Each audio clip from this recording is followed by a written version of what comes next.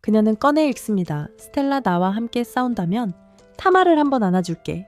그 말을 듣자마자 스텔라는 재빨리 돌아서서 부대로 달려가.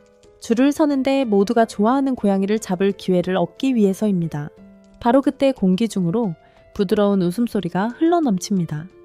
기묘하지만 매끄럽게 어디선가 떠다니는 마법 구체가 나타나고 그 목소리는 차분하지만 모든 것을 알고 있는 듯합니다. 보물을 찾으러 왔다는 말을 합니다.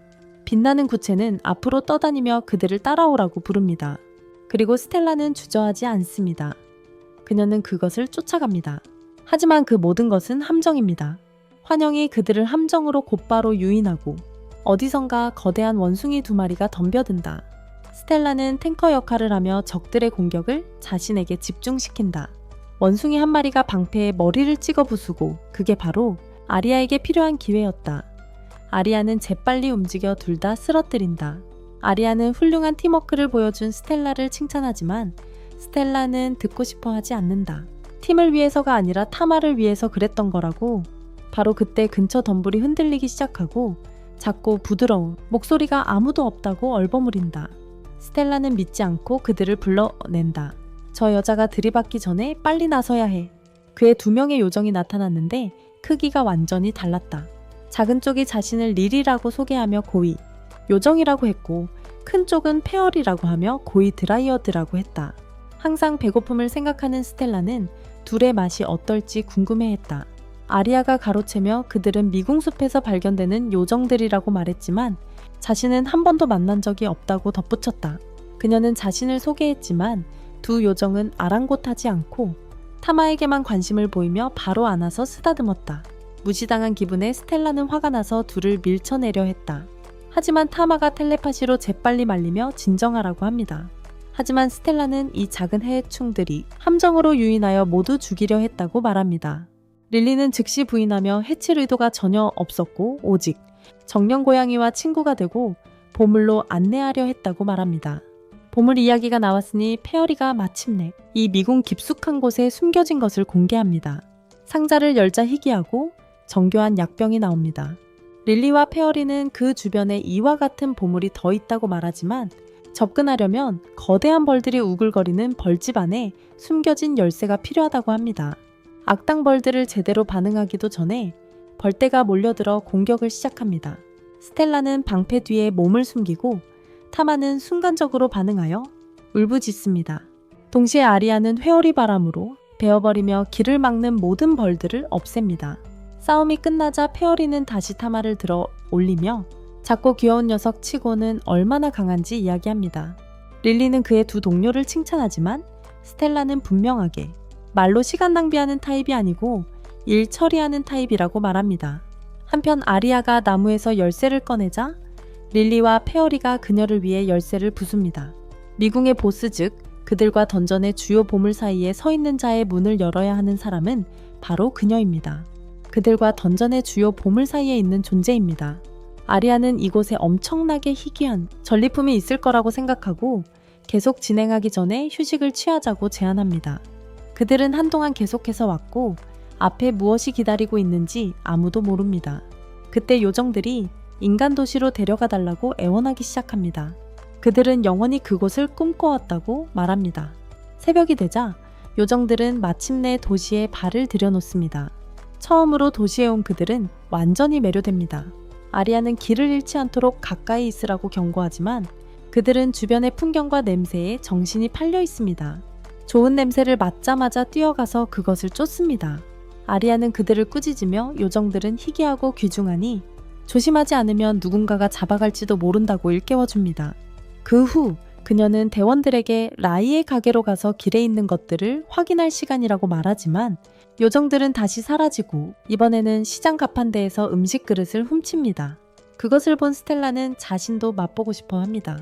아리아는 재빨리 끼어들어 가판대 주인이 그가 더 화내기 전에 돈을 지불할 거라는 걸 알고 있어요.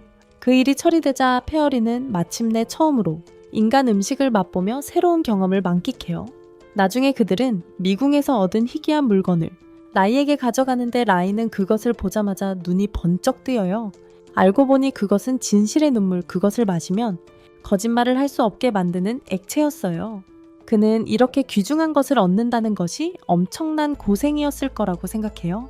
아리아가 무슨 일이 있었는지 설명하려는 순간 요정들이 방으로 뛰어들어와 두 마리의 장난꾸러기 어린아이처럼 난리를 쳐요. 라인은 그들을 보고 멈춰 서더니 이상하게 감동한 듯한 표정을 짓습니다. 그는 순간 몰입했다며 사과하지만 사실은 그 전에 요정을 본 적이 없었습니다. 그러고는 별다른 설명 없이 갑자기 잊고 있던 일을 떠올리고는 자리를 떠나버립니다. 무슨 생각인지 궁금해하는 크루들을 남겨두고 그날 밤 늦게 스텔라는 탐에게 다가가 포옹이라는 상을 받으려 합니다. 하지만 고양이는 그럴 생각이 없었고 스텔라를 때립니다. 이번에는 아리아조차 스텔라가 잘 해냈다고 인정해야 했습니다. 그래서 아리아는 탐에게 스텔라에게 이 순간만큼은 허락해달라고 부탁합니다. 타마는 분명 기분이 좋지 않았지만 결국 허락합니다. 스텔라는 정말로 일어나고 있다는 사실을 믿을 수 없습니다. 그녀는 망설이며 오랫동안 기다려온 순간을 어떻게 받아들여야 할지 거의 확신하지 못합니다. 마침내 그녀는 손을 뻗어 작은 생명체를 부드럽게 쓰다듬은 후 눈을 반짝이며 얼굴을 그 배에 파묻습니다. 그리고는 매 순간을 음미합니다. 한편 불카누스는 도시에서 일을 마친 후 호이데를 만나러 옵니다. 그녀가 자리를 잡기도 전에 땅에서 해골이 일어서며 그녀를 놀라게 합니다. 하지만 너무 약해서 신경 쓸 필요가 없습니다. 아무런 노력 없이 그녀는 망치를 휘둘러 산산조각 냅니다. 그녀가 움직이기도 전에 종소리가 울려 퍼졌다. 갑자기 산산조각 난 뼈들이 보라색 에너지에 휩싸이며 벌커는 그 자리에 서서 무슨 일이 일어나는지 파악하려 애썼다. 바로 그때 호이데가 보스의 문에 도착하여 열쇠를 돌렸다. 포털을 통과하며 그들은 요정들을 뒤에 남겨두고 요정들은 그들이 가는 길을 응원했다. 반대편에서 팀은 비급 토렌트 드래곤과 마주하게 되었다. 시간을 낭비하지 않고 짐승은 마법의 발사체 물결을 쏘아냈다. 스텔라의 방패에 강하게 부딪히며 힘은 세지만 스텔라는 물러설 타입이 아니야. 주저없이 앞으로 나아가 방패로 용을 내리치고 시선을 사로잡아 용의 옆으로 아리아가 접근하며 측면 공격을 시도하지만 용이 너무 빨라 꼬리를 휘둘러 아리아를 향해 냅다 찍어 순간도 놓치지 않고 스텔라가 다시 돌진해 방패로 공격을 막고 아리아를 안전하게 지켜 단단히 발을 붙이고 버티며 전선을 지키고 있다는 걸 분명히 보여주며 동료들에게 재빨리 공격하라고 신호해.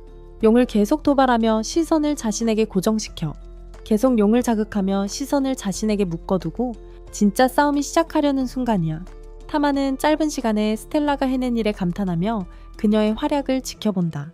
그녀가 얼마나 많은 일을 해냈는지 보고 놀란다. 자신이 일을 처리하는 유형이라고 말해왔던 것을 다시 한번 강조한다. 폭류룡이 발톱으로 그녀를 공격하자 그녀는 용의 팔 전체를 잡아 꼼짝 못하게 움직임을 제압하고 완벽한 틈을 만들어낸다. 타마는 재빨리 눈치채고 시간을 낭비하지 않는다. 그는 불꽃울음을 터뜨려 괴물을 자신의 촉수로 가둔다. 그것이 아리아에게 필요한 전부였다. 그녀는 최고 속도로 돌진하며 칼날을 번뜩이며 괴물의 목을 깔끔하게 베어낸다. 용이 비틀거리며 피를 쏟더니 결국 쓰러진다. 타마는 첫 번째, 보스 처치를 자축하며 주인에게 칭찬을 쏟아낸다. 스텔라는 자랑스럽게 서서 모두에게 자신 없이는 불가능했을 거라고 알린다. 얼마 지나지 않아 2개의 두루마리가 들어있는 보물상자를 발견한다. 두루마리가 활성화되자 순수한 힘의 파동이 아리아를 통해 흘러들어와 고대 능력 신성한 검을 해방시킨다. 새로운 힘으로 그들은 미궁숲으로 돌아가 요정들과 합류하려 하지만 그들이 사라진 것을 발견한다. 타마의 본능이 작용한다. 그는 요정이 들고 있던 음식 쪽으로 달려가는데 불길한 예감이 엄습한다. 한편 그의 사무실에서 라이즈는 책상에 앉아 종을 울리며 깊은 생각에 잠긴다. 그는 중얼거린다. 곧 큰일이 터질 것이다. 그의 시선은 근처에 있는 초상화로 향한다. 죽은 약혼녀 엘리자의 사진이다. 그는 계속 응시하며 무언가에 이끌리는 기억에 잠긴다. 그들이 집으로 돌아가는 길, 그들은 숲을 빠르게 지나간다. 모두 긴장한 채 두 요정이 어디로 사라졌는지 전혀 알지 못한다. 고개 숙이고 도시로 들어가는데 스텔라와 아리아가 벌컨에게 모든 걸 설명해 줍니다. 벌컨은 그들의 말을 듣고 아이디어를 냅니다. 선술집을 확인해 봐야 할지도 모른다고요. 어디선가 집사가 2명의 후드를 쓴 남자를 데리고 나타나서 글래드스톤 백작이 아리아를 찾고 있다고 바로 말합니다. 이 남자의 말투를 보면 단순히 메시지를 전달하는 게 아니라는 게 분명해요. 눈으로 그들을 훑어보며 살피고 있거든요. 그러고는 스텔라와 벌컨을 두고 눈에 띄는 외모라고 백작이 그들을 보고 싶어 할 거라고 말합니다. 스텔라는 그가 무슨 뜻인지 모르지만 어쨌든 거절합니다. 아리아는 단호하게 그들에게 할 일이 있다고 말하고 나중에 들레르겠다고 말한다. 그 백작이 누구든 간에 집사는 그게 사실임을 싫어해서 분명하게 백작의 제안을 거절할 수 없다고 말한다. 그때 그게 단순한 초대가 아니라는 걸 깨닫는다. 벌컨은 재빨리 알아채고 개입하여 지금 준비하겠다고 말한다. 그 남자가 문을 나서자 스텔라는 벌컨에게 좌절하며 그들이 이 놈을 상대할 게 아니라 요정을 찾아야 한다고 말한다. 하지만 벌컨은 그녀에게 글래드스톤 백작에 대해 흥미로운 이야기를 들었다고 말한다. 마차를 타고 가면서 벌컨은 마침내 그것을 말한다. 이른바 귀족이라는 자는 여자들을 낚아채는 것으로 악명이 높았습니다. 그때 스텔라는 모든 것을 연결합니다. 릴리와 페어리를 납치한 놈이 그일까요? 벌카는 그래서 그들이 그 제안을 받아들였다고 고개를 끄덕입니다. 잠시 후 그들은 귀족의 저택 앞에 도착합니다. 집사가 나와 문을 두드리고 그들의 도착을 알립니다. 백작은 시간을 낭비하지 않고 그들을 안으로 들여보내고 그들을 보는 순간 자신의 소파에 앉아있는 그들을 보고는 활짝 웃으며 이렇게 아름다운 여자들을 본 적이 없다고 말합니다. 벌카는 고개를 끄덕이며 친절에 대한 빠른 감사를 표하고 아리아도 같은 말을 합니다. 그 말을 듣고 귀족은 마치 훌륭한 생각이 떠오른 듯 손가락을 딱 튕깁니다. 그런 생각을 해본 적도 없다면서 친구가 될 수도 있고 아니면 연인이 될 수도 있다고 제안합니다. 갈증이 난 탱크는 자신감에 차서 뒤로 기대앉으며 후회한 사람은 아무도 없다고 말합니다. 한편 타마는 조용히 있으면서 이 남자는 소문만큼이나 끔찍하다고 생각합니다. 바로 그때 집사가 찻주전자를 들고 들어와 모두에게 차를 따라줍니다. 글래드스톤은 활짝 웃으며 담임 매일쩍 웃으며 다 마시라고 말합니다. 하지만 여자들은 잔에 든 것이 무엇인지 잘 모르겠다며 경계합니다. 벌카는 공손하게 거절하며 목이 마르지 않는다고 말하지만 백작은 적어도 한번 마셔보라고 고집합니다. 아리아는 잔을 들고 한 모금 마시려고 합니다. 저 남자 눈이 그녀에게 고정된 채 침 흘릴 지경이야. 하지만 요정이 맛보기도 전에 타마가 라이온킹의 축복을 발동시켜 자신의 일행을 강화하고 그들의 몸에 아무런 문제가 생기지 않도록 합니다. 몇 초 후 세 사람 모두 한 모금씩 마십니다. 글래드스톤은 그들의 반응을 기다리며 몸을 기울입니다. 놀랍게도 그들은 그것을 좋아하고 심지어 더 달라고 합니다. 백작의 얼굴이 완전히 일그러지며 당황합니다. 그는 집사에게 돌아서서 왜 그들이 쓰러지지 않았는지 똑바로 따집니다. 하이는 더듬거리며 자기는 전혀 메인이 동태의 증매연 저는 전연의 조미의 주매의 전의 진홍 모르겠지만 더 강한 술을 만들겠다고 약속합니다.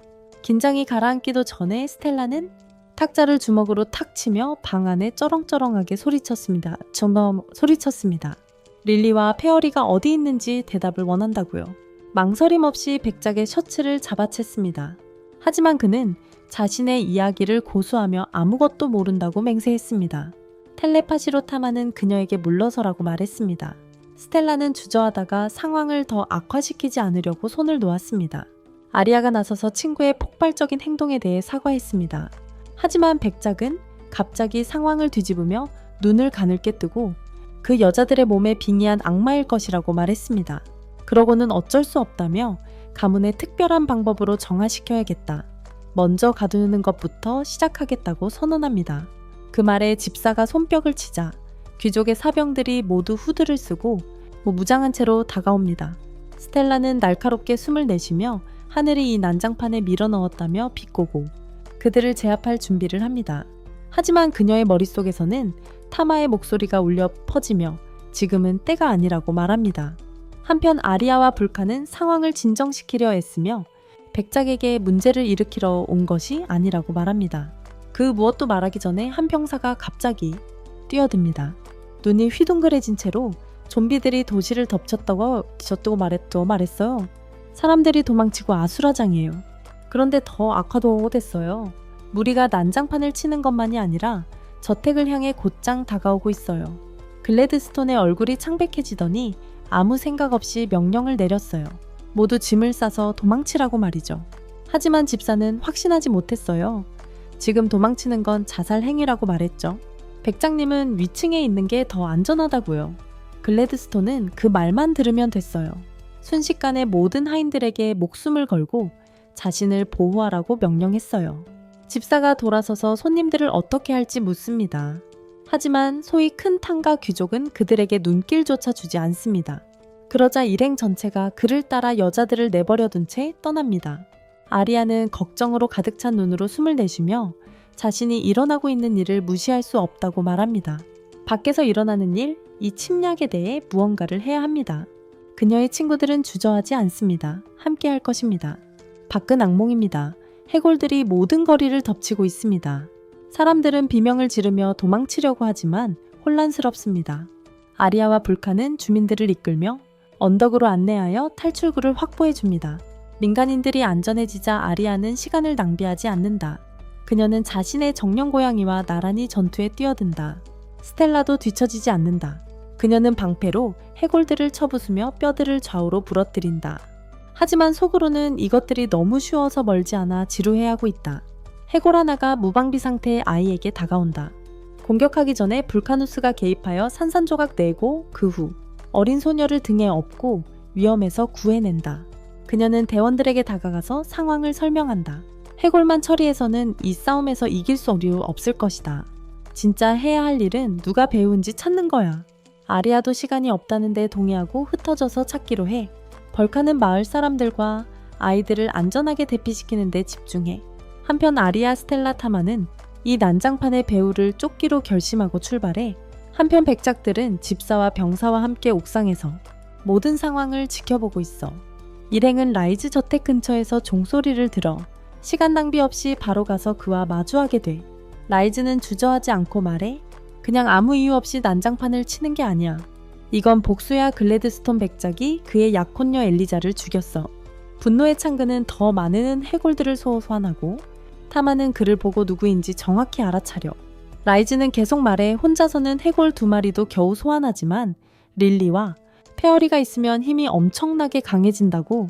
그러고는 씩 웃으며 로브를 벗고 힘없이 갇힌 두 요정을 드러내.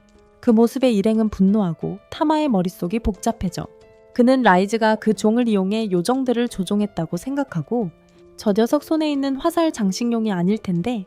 그러자 반응하기도 전에 라이즈는 화살을 들어 올리고 리리와 페어리의 만화를 빨아들이며 비웃습니다. 복수심을 채우며 더 큰 무언가를 불러냅니다. 그의 복수심을 채우며 더 큰 무언가를 소환합니다. 요정들은 엄청난 양의 만화를 가지고 있고 그 힘으로 그는 집 전체를 날려버리는 폭발을 일으킵니다. 먼지가 가라앉자 이 모든 광기의 이유가 드러납니다. 거대한 해골지룡, 그가 기다려온 존재가 나타납니다. 라이즈는 일행을 조롱하며 웃습니다. 그들이 없었다면 이런 일은 일어나지 않았을 거라고 말합니다. 그리고 주저없이 그는 바로 그 안으로 들어갑니다. 마치 용의 심장이 되는 것처럼 용의 가슴에 파고듭니다.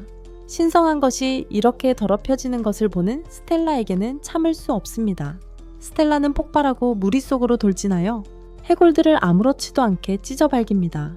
하지만 가까이 다가가기도 전에 도어 넘어 저대여 전에 대해 용의 거대한 발이 스텔라를 전장 너머로 날려버립니다. 타마가 재빨리 움직여 에테르 울음소리를 풀어 용의 꼬리를 산산조각 냅니다. 하지만 숨을 돌리기도 전에 뼈들이 아무 일도 없었던 것처럼 다시 제자리로 돌아갑니다. 이제 아리아의 차례입니다. 아리아는 앞으로 나서서 새로운 기술인 성검을 펼칩니다. 드래곤이 마침내 신성 속성 공격에 피해를 입지만 문제가 있어. 이 스킬은 마나를 너무 빨리 소모해서 그녀의 몸이 한계를 넘어서고 있어. 타마는 재빨리 눈치채고 지금 거대의 괴수 형태로 변신할 수 없다는 걸 알아. 그래서 스텔라에게 주인님이 아직 성검을 다시 쓸 수 없다고 경고해. 시간을 벌어야 해. 릴리와 페어리를 저기서 빼내야 해. 주저없이 스텔라는 돌진에 실드를 앞세워 해골 무리를 박살내며 드래곤에게로 직행해. 타마는 위에서 따라와 공중을 이동하며 도시에서는 사람들이 바리케이드를 치고 자기들이 할 수 있는 모든 걸 하며 버티고 있어. 최선을 다해 방어선을 유지하며 하지만 불카누스는 굴러가고 그들을 그들의 운명에 내버려둘 리가 없어요. 어린 소녀는 등에서 미끄러져 내려와 어머니를 발견하고 곧장 달려갑니다. 한편 불카누스는 망치를 땅에 끌며 불꽃을 튀기고 그어놓은 선이 불길로 솟아오르며 적의 진격을 막는 불의 벽을 만듭니다. 용 근처에서 탐하는 불꽃 울음소리를 내지르며 표적을 날려버립니다. 하지만 스텔라는 짐승의 거대한 발톱 아래에 깔리게 됩니다. 그녀는 이를 악물고 깊이 파고들어 방패를 이용해 밀어냅니다. 뼈더미에게 진리가 없어오. 타마는 틈을 보고 촉수를 불러내 리리와 페어리를 향해 뻗습니다.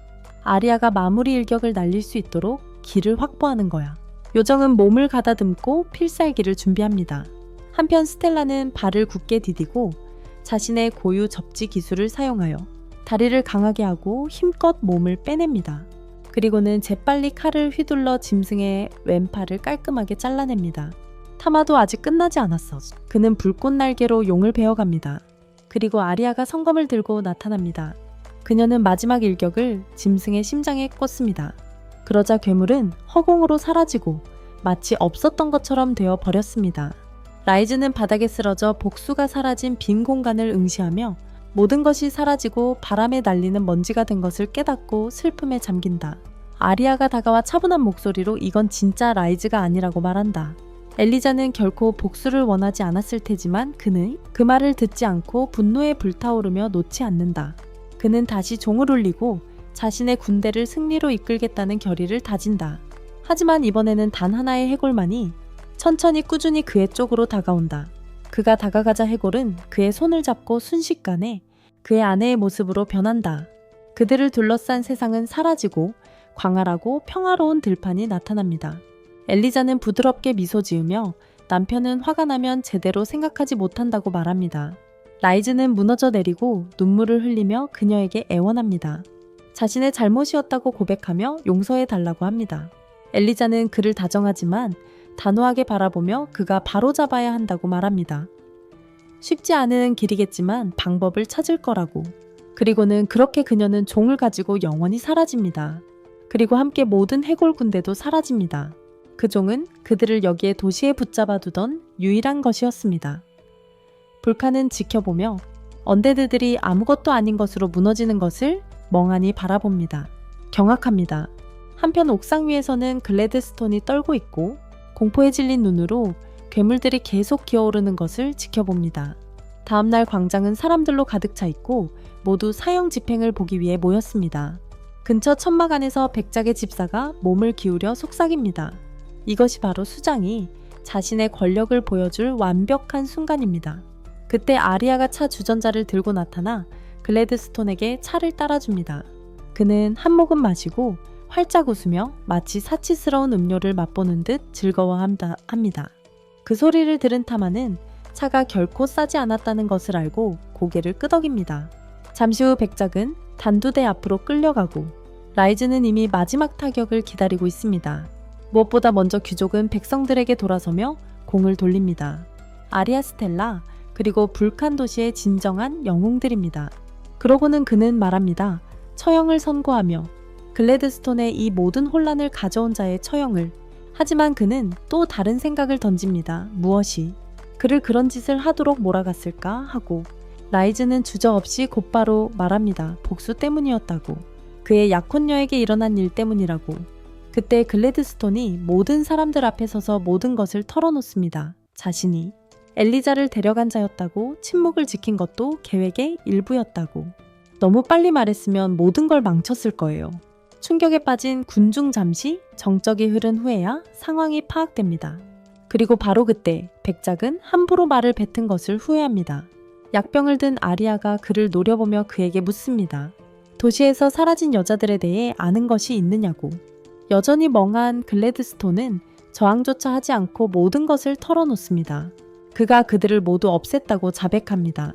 이제 귀족은 당황하여 무슨 일이 일어나고 있는지 알려달라고 요구합니다. 하지만 요정은 침착하게 그의 채 진실의 약을 조금 넣었다고 말합니다. 그가 모든 사람들 앞에서 자신의 죄를 자백하도록 하기 위한 충분한 양이었습니다. 그리고 군중들은 그 남자에게 붙잡힌 자신의 가족, 자신의 사람들을 보고 분노합니다. 그냥 넘어갈 수는 없죠. 분노에 눈이 멀어 그들은 스스로 정의를 집행합니다. 글래드스톤이 이 일에서 벗어나지 못하게 말이죠. 모든 것이 끝나자 라이즈는 여자들에게 돌아서서 진심으로 감사를 표합니다. 모든 것에 대해 감사하다고 말이죠. 며칠 후 그의 범죄가 세상에 드러나자 글래드스톤은 백작 자기를 잃고 종신형을 선고받고 감옥에 갇힙니다. 라이즈는 사형을 면했지만 여전히 감옥에 갇히게 됩니다. 다음날 그들은 마차를 타고 떠났습니다. 스텔라는 어떤 감정을 느끼고 있었는데 페어리가 타마와 함께 숲으로 돌아가야 하는지 물었어요. 릴리는 작은 정령 고양이와 함께 있었고 페어리는 구조되어서 감사하게 생각했어요. 창밖을 바라보며 두 사람은 바다 풍경에 흠뻑 빠졌어요. 불카누스는 페어에 도착하려고 흥분했고 아리아는 자신의 애완동물에게 모든 것이 시작된 곳으로 돌아갈 거라고 상기시켰어요. 길드에서 아놀드는 두 사람을 꽉 껴안으며 글래드스톤에서의 모험 이야기를 듣고 싶어 흥분했어요. 전체 길드는 아리아가 그 언데드 드래곤을 물리친 것을 알고 있었고 그녀는 영웅이라는 칭호를 얻었어요. 그 순간을 기념하며 아놀드는 그녀에게 은으로 된 모험가 훈장을 건네주었고 그녀는 A급으로 승급했고 스텔라는 B급으로 승급했습니다. 흥분 속에서도 아리아는 불칸의 승진에 대해 물었습니다. 하지만 아놀드는 그녀가 대장장이 일에 집중하고 싶다며 거절했다고 설명했습니다. 집으로 돌아와 길드는 큰 파티를 열었고 안내 데스크 직원은 놀라운 소식을 전했습니다. 글래드스톤이 10년치 통조림 과일을 선물로 보냈다는 것이었습니다. 여자들은 그 엄청난 양에 놀랐고 타마는 어디에 보관해야 할지 걱정했습니다. 아리아는 불칸이 공간이 더 넓으니 가져가는 게 좋겠다고 생각했습니다. 하지만 불칸은 단칼에 거절하며 자신의 저장 공간은 이미 장비와 재료로 가득 차 있다고 말했습니다. 아놀드가 아리아가 이제 자기 집을 마련할 때가 됐다고 말했을 때였어요. 마지막 임무에서 받은 돈을 이용해서 길드 직원은 자신이 좋은 곳을 살 수 있을 거라고 확신했죠. 머그잔에 담긴 것을 한 모금 마시며 아리아는 동의했어요. 이제 진짜 투자를 할 때였죠. 대원들이 함께 편하게 쉴 수 있는 집을 말이에요. 그녀는 탐에게 의견을 구했고 평소처럼 조용하던 고양이는 다른 사람들과 마찬가지로 그것에 찬성했어요. 다음날 아침 그들은 핸드오버피스트에 갔어요. 상업지구에 있는 부동산 중개소였죠. 어떤 곳을 원하는지 묻자 스텔라는 진정한 요리사에게 맞는 주방이 필요하다고 분명히 했습니다. 릴리와 페어리는 푸른 식물이 많기를 원했고 그래서 정원이 목록에 추가되었습니다. 아리아는 큰 방이 필요했고 타마는 예산이 걱정되었습니다. 하지만 부동산 중개인은 자신에게 딱 맞는 곳이 있다고 안심시켰습니다. 그는 그들을 외곽에 있는 외딴 저택으로 데려갔는데 그들의 모든 조건에 딱 맞는 그야말로 꿈의 집이었습니다. 촬영팀은 너무 좋아했지만 그러다가 이렇게 좋은 곳이 왜 아직 비어 있는지 의아해했습니다. 샤워 시설이 있는 일반적인 욕실 대신 그 집에는 거대한 야외 욕조가 있었습니다. 놀랍게도 여자아이들이 이겼고 아리아는 주저하지 않고 계약을 성사시켰어요. 늦은 오후가 되자 모두 이사를 마쳤어요. 릴리와 페어리는 새 침대에서 뛰어놀며 테스트했고 반면에 가장 극적인 팀원은 마침내 자기 뜻대로 되었다는 것을 자랑했어요. 타마는 스텔라가 마치 아무것도 아닌 것처럼 가장 무거운 짐들을 들어 올렸던 것을 기억했어요. 그 모든 것을 소위 글을 쓰다듬을 명예를 얻기 위해서야. 그녀는 신경 쓰지 않았고 고양이를 봉제 인형처럼 다루는 동안 아리아는 그들의 이상한 작은 행동을 한마디도 하지 않고 지켜봤어요. 다음날 불칸은 지역에서 인기 있는 타원형 바닷가재 두 양동이를 들고 나타났어요. 모두의 입맛을 돋웠죠. 특히 스텔라의 입맛은 더욱 그랬습니다. 용 같은 여자는 그다지 대단하지 않다고 의심했지만 불카누스는 그 의심을 순식간에 잠재웠습니다. 그날 밤 그들은 잔치를 벌였고 스텔라는 거침없이 고기를 먹어치웠습니다. 후에 대장장이는 아리아 옆에 몸을 웅크렸고 타마는 그들 사이에 늘 그렇듯이 끼어 있었죠. 두 사람은 정령 고양이의 혀에 대한 이상한 꿈을 꾸며 잠들었습니다. 타마는 아늑하게 있고 싶었지만 해야 할 일이 있었습니다. 새로운 기술을 생각하며 침대에서 뛰어내렸습니다. 마지막 전투 후 그 정령 폭발이 일어났습니다. 하지만 더 중요한 것은 그가 세 번째 형태를 개방했다는 것입니다. 두 번째 형태가 마지막이라고 맹세했던 적이 있었음에도 불구하고 말이죠. 평소처럼 그는 그렇게 생각에 잠겨 꼼짝 못하게 될까봐 걱정했는데 스텔라가 그의 목소리를 듣고 발코니로 나왔다. 그는 그녀에게 다시 침대로 돌아가라고 했지만 그녀는 그냥 넘어가지 않았다. 무언가 이상하다고 느꼈고 물러서지 않았다. 그녀가 계속 캐묻자 타마는 자신이 2단계보다 강력한 힘을 가지고 있다고 인정했다. 그 말에 스텔라는 흥분해서 그를 온 집안을 쫓아다니며 자기 아이를 낳아야 한다고 소리쳤다. 다음날 아침 다른 사람들이 모두 아침 식사를 즐기는 동안 그녀는 텔레파시로 그를 계속 괴롭혔다. 한편 릴리와 페어리는 정원을 더 크게 만들 계획을 세웠고 요정은 고향의 푸르름을 떠올리며 그녀는 완전히 몰입했다. 점심 후에 정원사를 구해주겠다고 제안했지만 요정들은 이미 알아서 하고 있다며 거절했다. 그래서 타마는 다음에 일어날 일을 예상하지 못했다. 요정들이 북을 치며 주문을 외우기 시작했고 봄의 힘을 불러냈다. 어디선가 거대한 나무가 마당에 솟아났다. 하지만 불카는 당황해서 뛰쳐나갔다. 아무 나무가 아니었다. 그것은 세계수 희귀 광물이 가득한 뿌리를 가진 전설적인 나무였다. 그녀는 요정에게 주목을 끌면 문제가 될 수 있으니 주변에 평범한 나무들을 심어 숨기라고 말했다. 그녀는 요정에게 주목을 끌면 문제가 될 수 있으니 주변에 평범한 나무들을 심어 숨기라고 말했다. 관심을 끌면 문제가 될 수 있기 때문이었다. 동시에 그 드라이브는 마당에 생명의 샘을 만들었고 모든 질병이나 부상을 치유하기 위한 것이었습니다. 불카누스는 한숨을 쉬며 정원이 너무 과할 거라고 말했습니다. 그들이 보호하지 않으면 아리아가 혼자 감당하기에는 반면에 릴리는 그 샘이 피부에 좋다며 신이 났습니다. 캐수먼은 그 말을 무시했지만 다른 걱정거리가 있었습니다. 안에서 불카누스와 아리아는 릴리와 페어리 같은 요정들이 그들의 희귀한 능력 때문에 납치될 수 있다고 지적하며 요정들을 불안하게 만들었습니다. 하지만 타마는 불카누스가 어떻게 그렇게 많은 것을 아는지 궁금해할 수밖에 없었습니다. 희귀한 재료에 대해 이야기하는 동안 불카누스는 오르코쿰의 가치를 언급했습니다. 하지만 아리아는 오직 정부에서 인증하는 유물 대장장이만이 만들 수 있다고 지적했어요. 엄격하게 정부에서만 자격을 주는 직함이죠. 타마는 계속 승진을 피하고 그런 야망이 전혀 없었던 걸로 봐서 벌컨이 그 정도 수준은 아니라고 생각했어요. 바로 그때 아놀드가 급한 소식을 가지고 뛰어들어왔어요. 페어 던전 1층에 강력한 몬스터가 나타나서 이미 사람들이 죽었다는 거였죠. 팀은 확인하기로 했지만 요정들은 그런 위험한 곳에 모습을 드러내는 것을 망설였어요.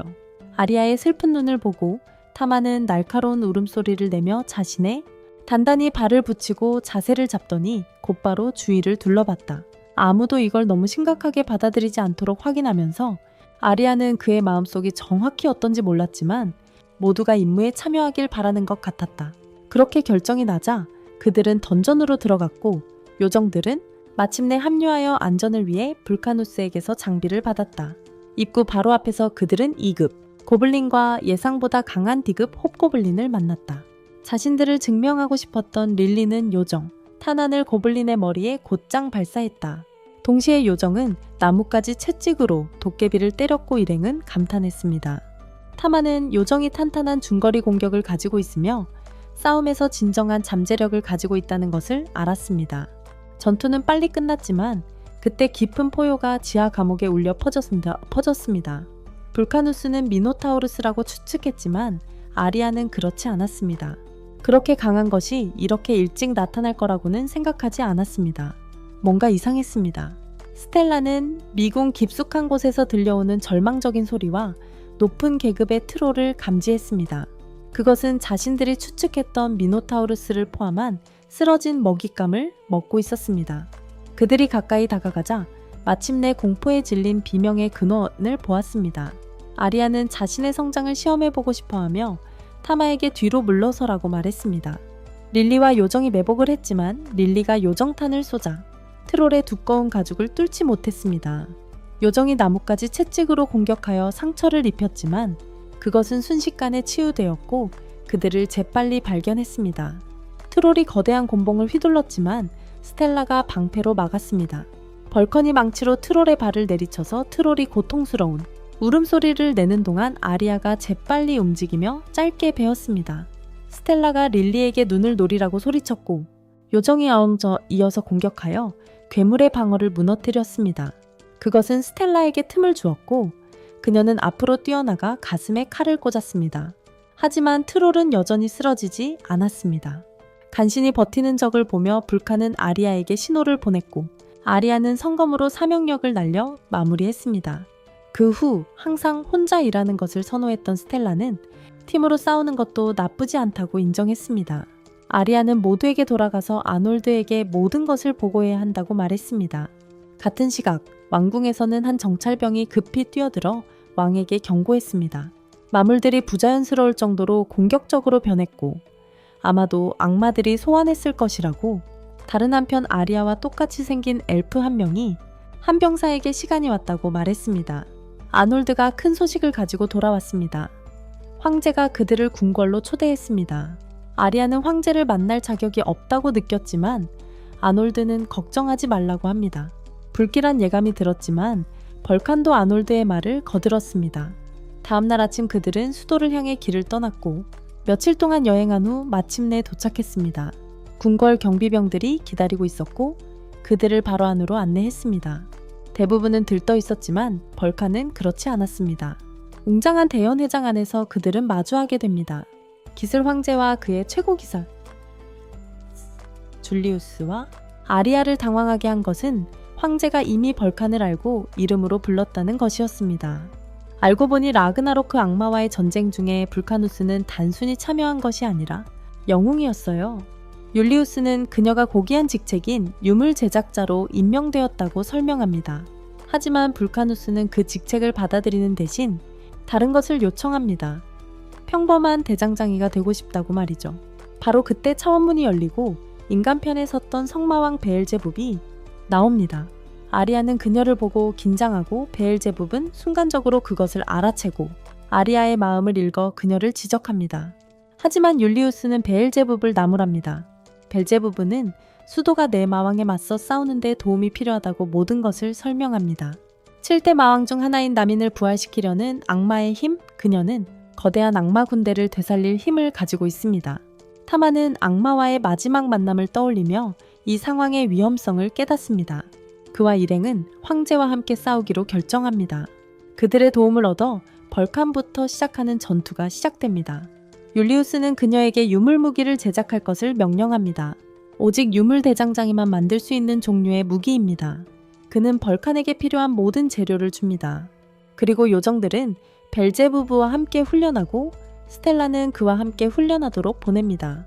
하지만 아리아에 관해서는 그는 이미 마음속에 후보가 있습니다.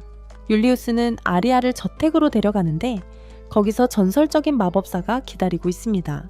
아리아가 주변을 살피기도 전에 메이드 복장을 한 또 다른 엘프가 나타납니다. 한때 그녀를 구해준 검술 마법사 알리시아입니다. 아리아는 감정을 감추지 못하고 알리시아 또한 그녀를 알아봅니다.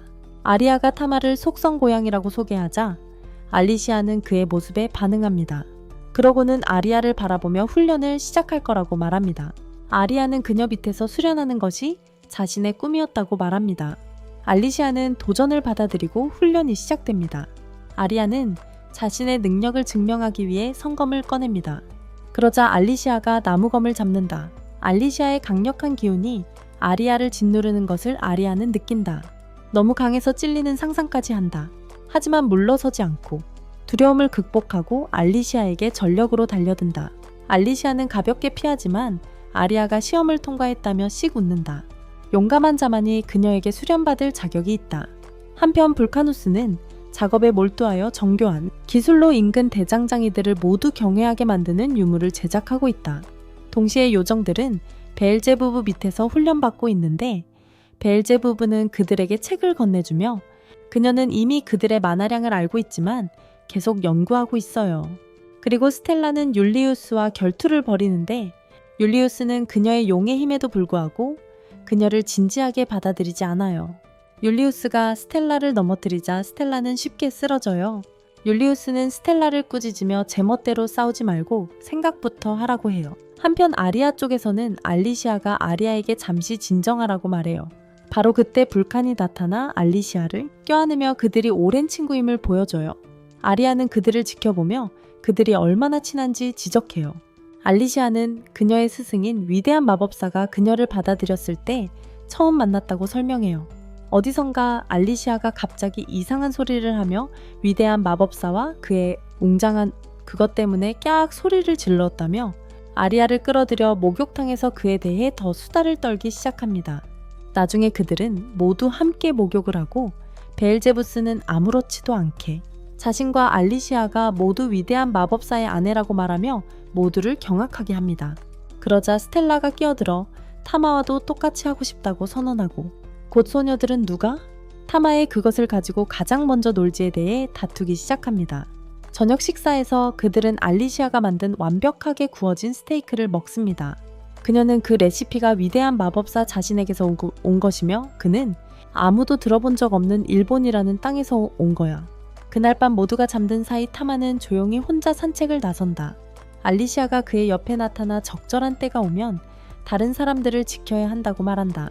그러고는 타마가 거대 괴수라는 사실을 이미 알고 있었다고 밝히는데 그것은 그를 놀라게 했지만 더욱 놀라운 것은 그녀가 일부러 그 사실을 숨기고 있었다는 것이다.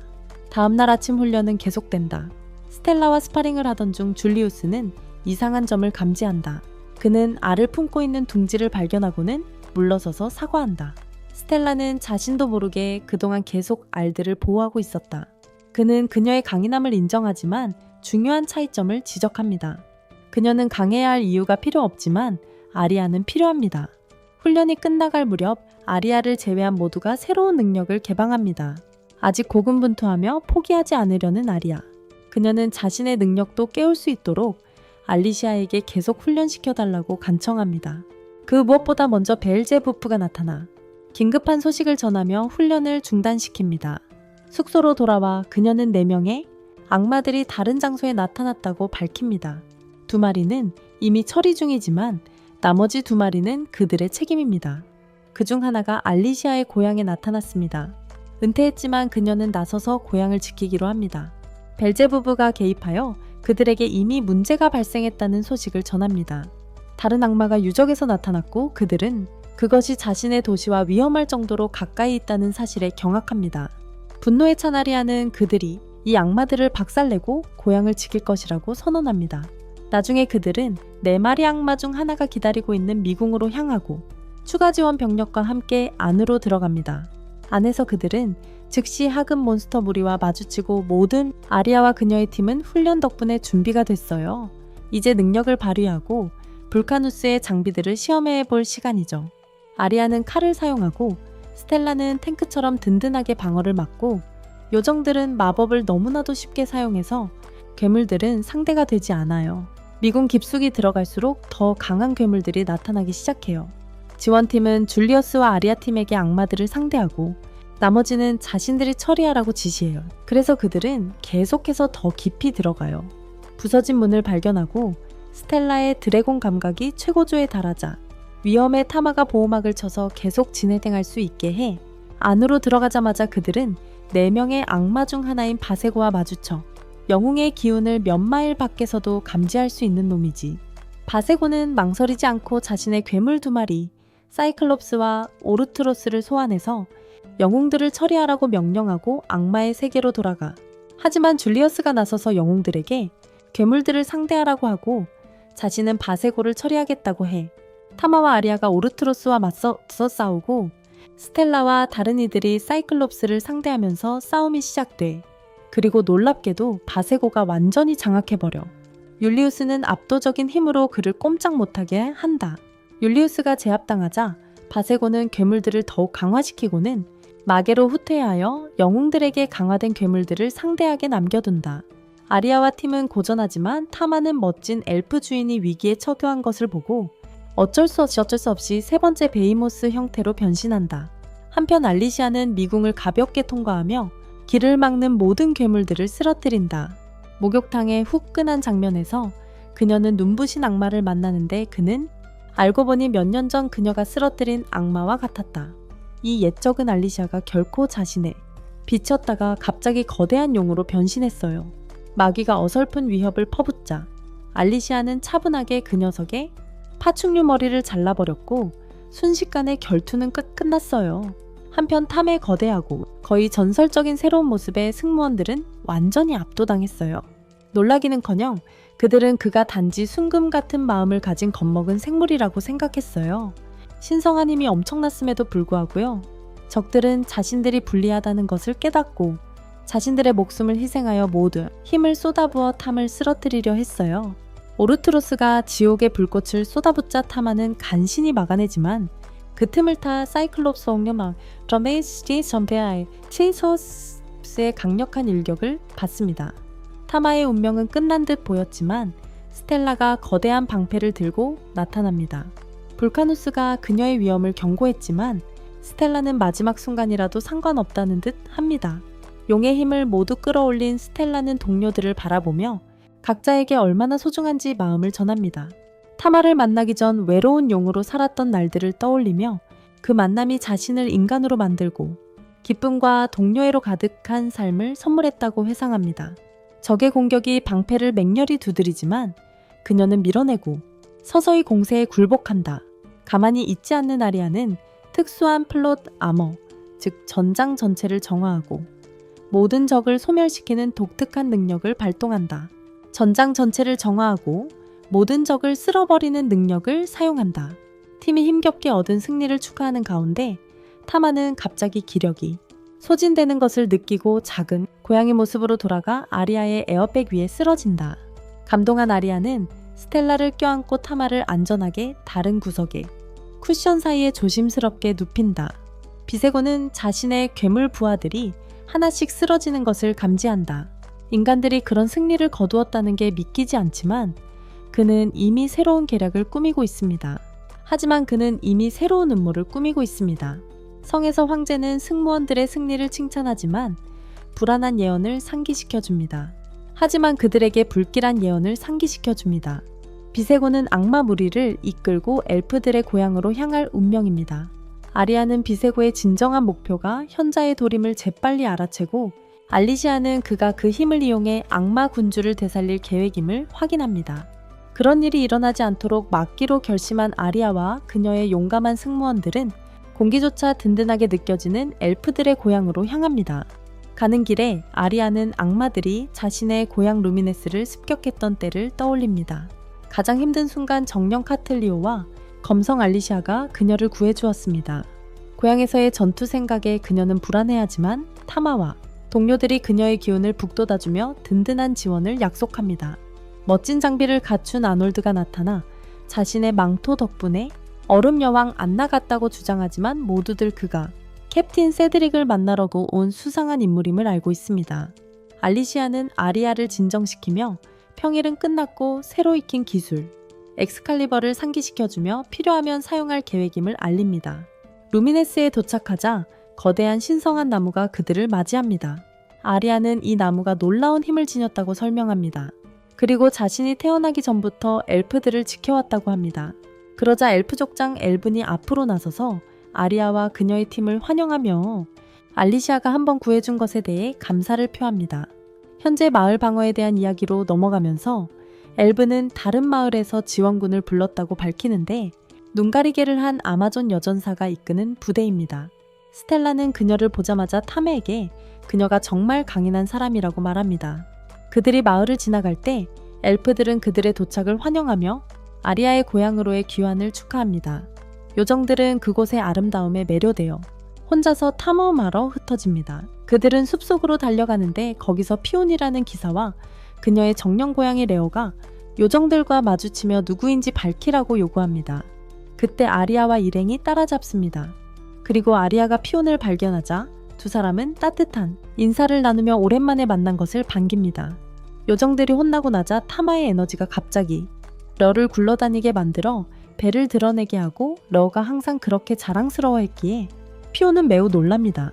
타마는 그 고양이가 한때 아리아를 구해준 바로 그 고양이라는 것을 깨닫습니다. 그래서 타마는 재밌어서 같이 굴러다닙니다. 요정들이 장난스러운 순간에 함께하며 바닥에서 놀고 있습니다. 잠시 후 아리아는 지도자들과 계획을 논의하기 위해 합류합니다. 율리우스가 엘프들의 방어에 대해 걱정하는 동안 엘브는 마을이 악마의 공격에 대비가 충분하며 아마존 여전사들의 추가 전력이 큰 도움이 될 거라고 지적합니다. 아리아는 아마존 여전사들에게 자체 부대가 있다는 사실을 전혀 몰랐다고 인정하며 엘브는 그 팀이 작년에야 구성되었고 아리아가 너무나 잘하는 사람이 지휘하고 있다고 설명합니다. 놀랍게도 대장은 아리아의 풍만한 어머니 레오나였습니다. 그리고 아리아가 그런 뜻밖의 사실에 대해 묻자 러나는 설명합니다. 아리아가 떠난 직후 훈련에서 그녀의 능력이 엄청나다는 걸 알게 되었어요.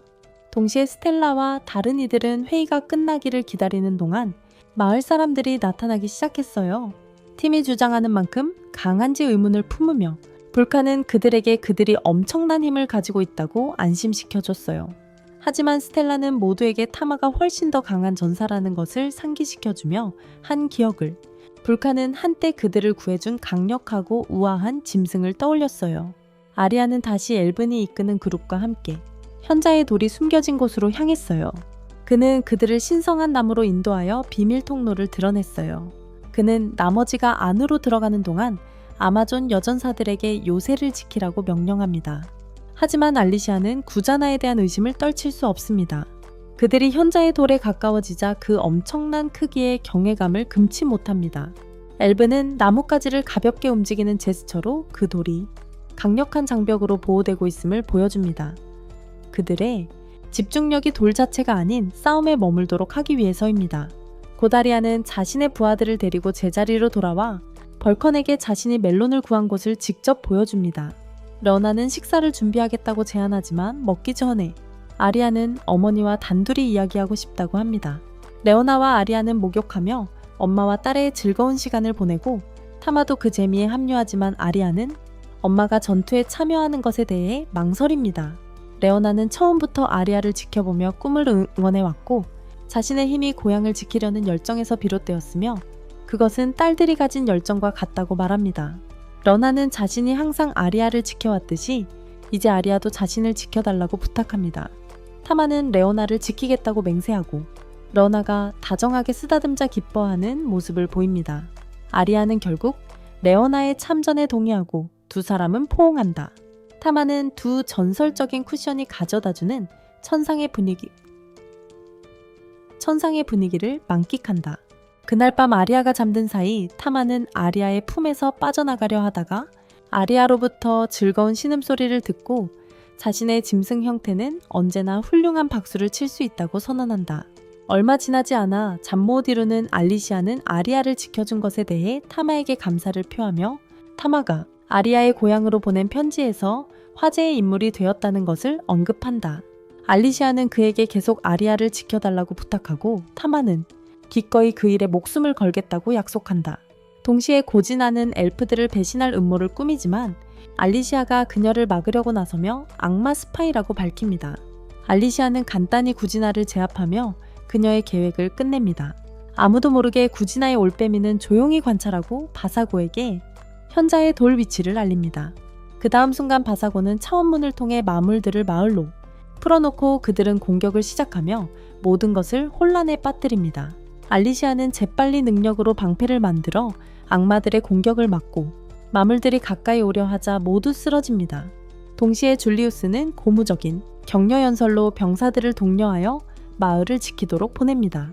모든 입구를 지키기 위해 나뉘어졌고 전투가 시작되기 직전 타마는 그의 부하들에게 사자왕의 축복을 내려 다가올 싸움을 위한 방어력을 강화시켜줍니다. 한편 그들은 전진하여 적들의 대열을 박살내는 동안 바사고는 자신감 넘치는 큰 웃음을 터뜨립니다. 곧 거대한 군대가 마법 방패에 몸을 던지고 일부는 심지어 그 방패를 뚫고 들어옵니다. 하지만 불카누스는 흔들리지 않습니다. 그는 굳건하고 흔들림 없이 방어선을 지킵니다. 그녀의 의도를 보여주듯 그 짐승 여자는 분노하며 망치와 우아한 일격으로 적들을 쓰러뜨립니다. 스텔라는 검을 방패에 힘껏 내리치며 적들을 조롱하고 새롭게 얻은 힘으로 너무 가까이 오는 자들을 모두 쓰러뜨립니다. 릴리와 페어리도 이그드라실 샷을 사용하여 전투에 합류합니다. 이는 수많은 적들을 한꺼번에 소탕하는 강력한 기술입니다. 멀리서 전투를 지켜보던 에리아는 타마와 함께 혼란 속으로 돌진합니다. 싸움을 지원하고 적들을 찢어밟길 자신의 순간임을 알고 있기에 급속도로 속도를 높여 그녀는 길을 막는 몬스터들을 쓰러뜨리며 질주합니다. 동시에 요소 고양이는 스토나울과 드래곤판과 같은 능력으로 적들을 쓸어버립니다. 전쟁의 다른 한편에서는 하워드 데니 케니 그리고 쉐이프스 마리에타 팀은 언제나처럼 함께 함께 도전에 맞섭니다. 동시에 아놀드는 자신의 기술을 선보이며 얼음 칼날을 소환하여 침입자들을 얼립니다. 그는 자신이 그토록 감탄하는 마법의 아름다움에 항상 베팅합니다. 이 와중에 악마 하나가 대머리 생물을 뒤에서 기습하려 하지만 세드릭이 딱 맞춰 나타나 번들거리는 대머리를 구합니다.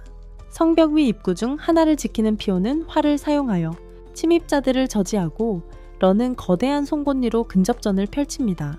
그리고 아마존 여전사들의 대장 레오나가 홀로 맹렬하게 공격하는 괴물들의 한 줄과 맞섭니다. 하지만 엘프는 잔혹한 충격파로 방역하여 공중에서 둘로 갈라놓습니다. 마치 그녀의 모든 공격처럼 암울한 전망에도 불구하고 비세고는 웃는 것을 멈추지 않습니다. 그의 말에 따르면 적들이 고집을 부리니 최악을 맛보게 될 것입니다.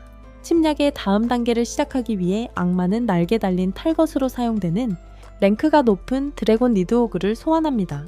그 생물의 거대한 크기 때문에 수비수들은 불안감에 휩싸이는데 니드호그는 도시를 보호하는 마법 방패를 향해 날아가며 언제든지 장벽을 무너뜨릴 위협이 되는 파괴적인 마법 요소를 풀 준비를 합니다. 비세고가 자신의 계획을 실행에 옮기면서 그는 축하하며 사방에서 쏟아지는 공격에 신성검이 과부하되고 있습니다. 엄청난 힘으로 날개 달린 짐승이 방어를 뚫고 영역을 침범합니다. 율리우스는 발리스타를 발사하지만 니드호그는 놀라운 민첩성으로 발사체를 피합니다. 그 후 또 다른 이상한 마력이 병사들을 향해 발사되어 도시 전체를 집어삼킵니다.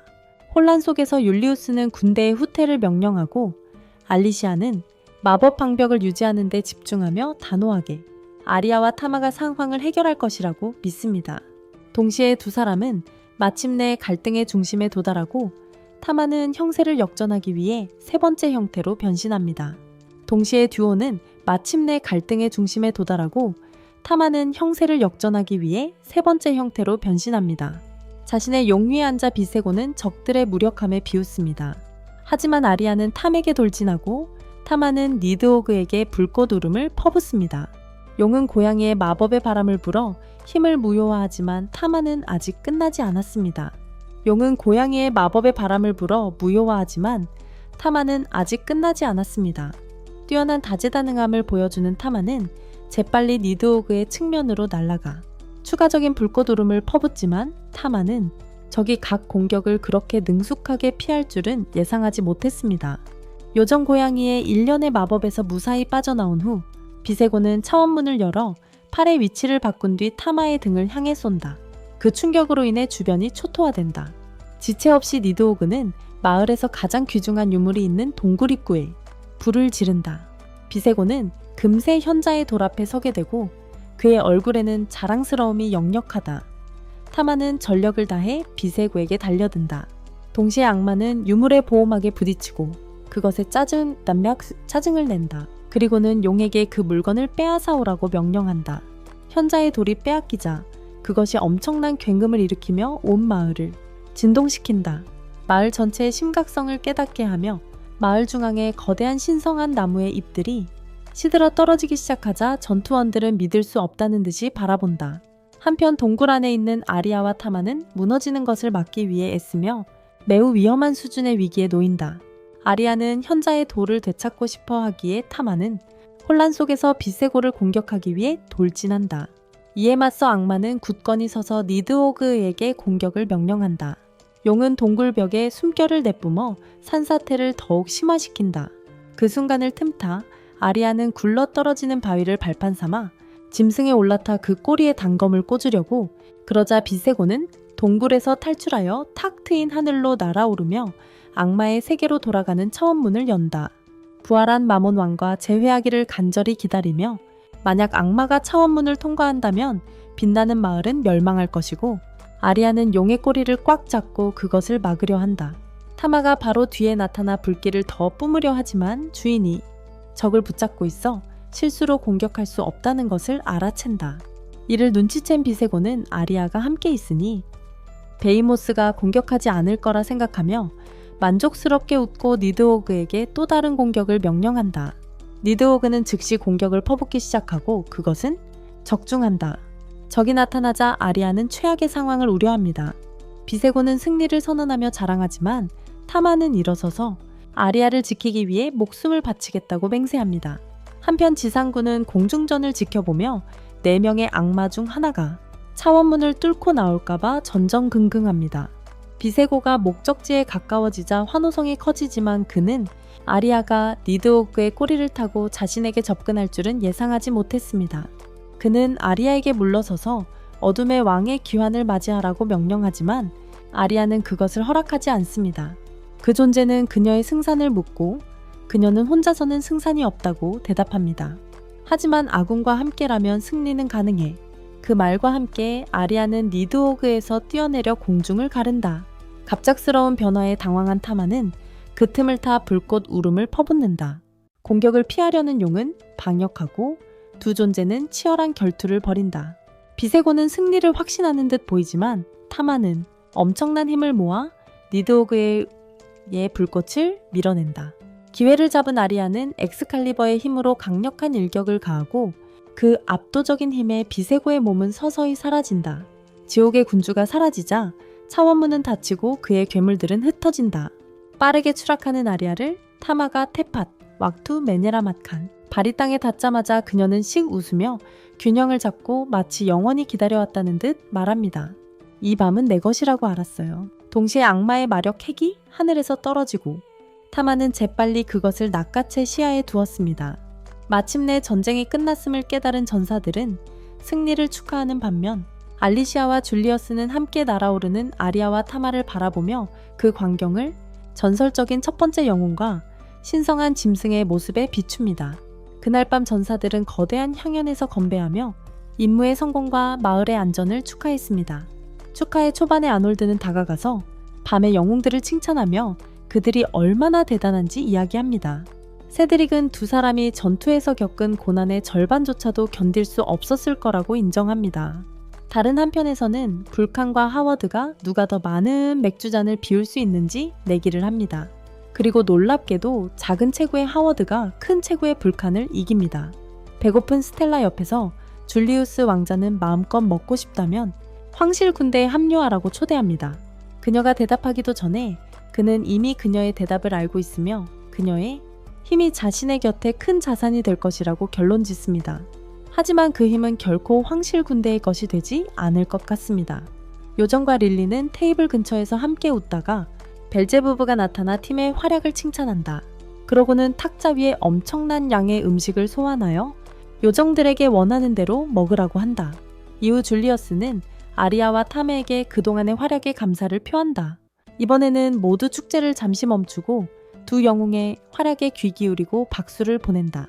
벨제부부는 모든 것을 걸고 싸운 소녀가 이렇게 중요한 역할을 할 거라고는 아무도 상상하지 못했다고 언급하고 알리샤는 두 사람에게 각각 영웅의 칭호를 부여할 것을 제안한다. 그러자 성검이 직접 의식을 집행하여 두 사람에게 성검과 성수라는 칭호를 내리고 이는 검과 그들의 강인한 정신 사이의 유대감을 반영한다. 과분한 영광에 아리아는 감격의 눈물을 흘리며 알리샤가 어릴 적 자신의 우상이었음을 떠올린다. 특별한 순간에 아리아의 어머니가 그녀를 지지하며 아리아는 영원히 그 칭호에 걸맞게 살겠다고 맹세한다. 그리하여 축제는 루미네센트 마을의 영웅들을 기리는 자리가 된다. 다음날 라인에서는 타마를 위한 또 다른 큰 축하 행사가 시작된다. 주위의 환호 속에서 그는 전투 소식이 특히 4명의 악마 중 1명이 마몬의 귀환을 촉구한 후로 빠르게 퍼져나갔을 거라고 생각한다. 그 생각을 떨쳐내고 그는 자신의 주인이 D급 모험가에서 어떻게 성장했는지 떠올린다. 전설적인 여걸이 된 건 단 한 번도 도움이 필요한 이들을 외면하지 않았기 때문이죠. 적어도 타마는 그렇게 생각합니다. 하지만 승리의 분위기 속에서도 타마는 자신의 진정한 모험이 이제 막 시작되었다는 것을 알고 있고 날마다 주인과 함께 세상을 여행할 것입니다. 타마 자신에 대해 말하자면 이 모든 것은 그가 항상 원했던 삶입니다. 비밀리의 S급 생물인 고양이로서 말이죠. 스카는 즐거움을 계속 이어가고 싶어 합니다. 하지만 유감스럽게도 이번이 시즌 피날레입니다. 시즌2에서 만나요. 시청해주셔서 감사합니다.